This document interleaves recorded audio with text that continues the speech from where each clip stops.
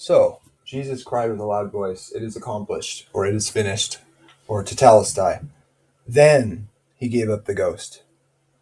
So, what does that mean in context to the atonement? A lot of confusion about this. A lot of conspiratorial thinking, assuming. So, when Jesus said that, was it accomplished? Was the atonement accomplished when he said that? Were your sins atoned for when Jesus said that while he was alive? If you say yes, then Jesus' death and resurrection weren't necessary, were they? Because it was finished before he died. That's one option. Another option would be to say, "It is finished" has nothing to do with the atonement.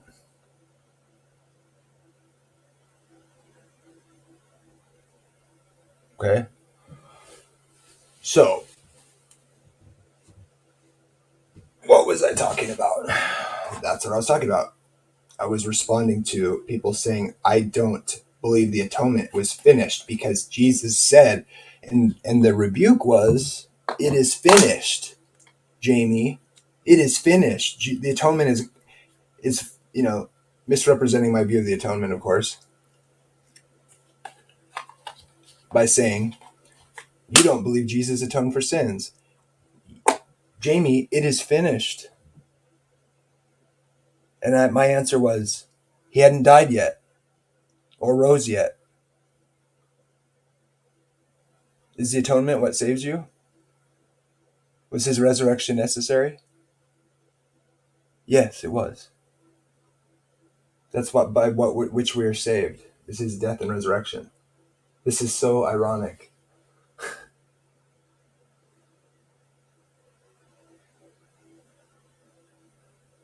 So, do you believe Jesus accomplished everything that needed to be accomplished to save you? If yes, then you don't believe Jesus needed to die for your sins. That was the point.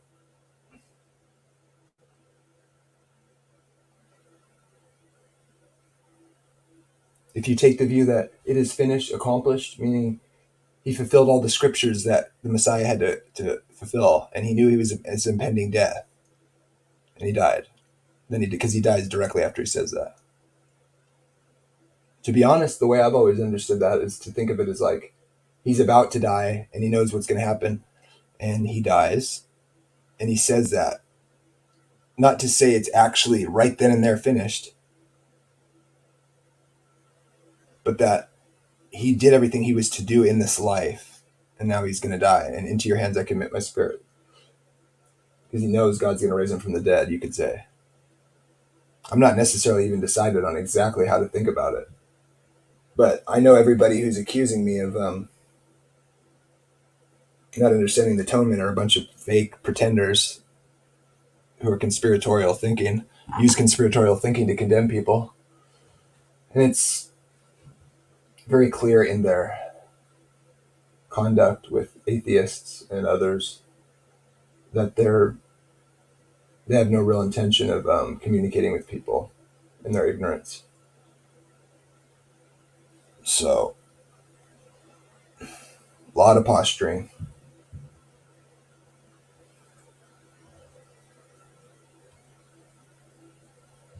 A lot of posturing. Pretty pathetic.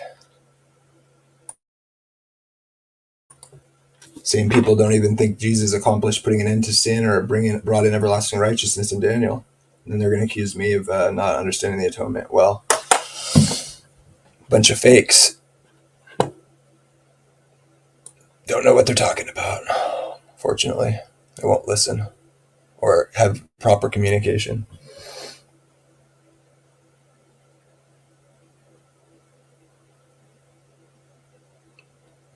I wish I could find the video I was talking about, because I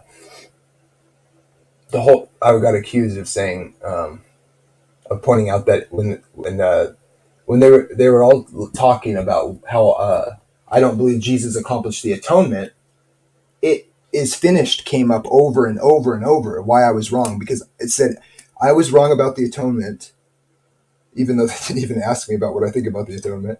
They think they know what I believe about the atonement, that Jesus didn't accomplish it. And the thing they were all high-fiving each other about was the fact that Jesus said it is finished. Is it finished? Is the atonement finished when Jesus says it is finished? My point was no. When he said that, it wasn't accomplished yet. Why did I say that? Because he hadn't died and rose yet. Because the subject was the atonement.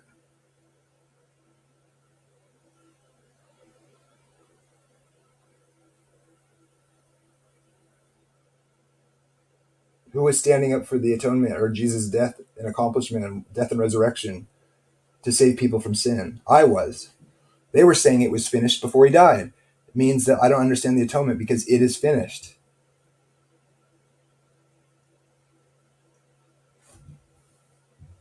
I was trying to say, look, you hadn't even died yet. You can't say I don't understand the atonement.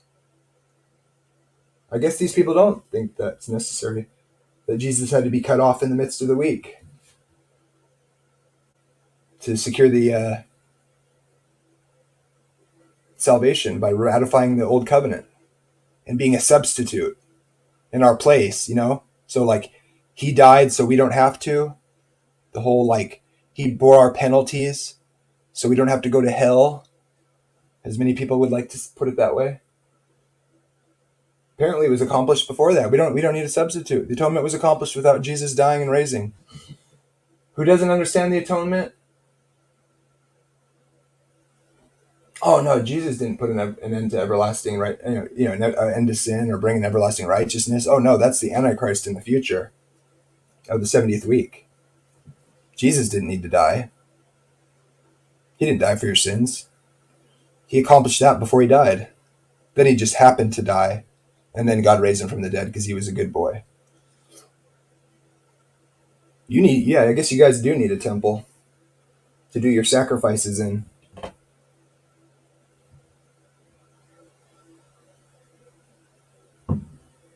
Good luck with that.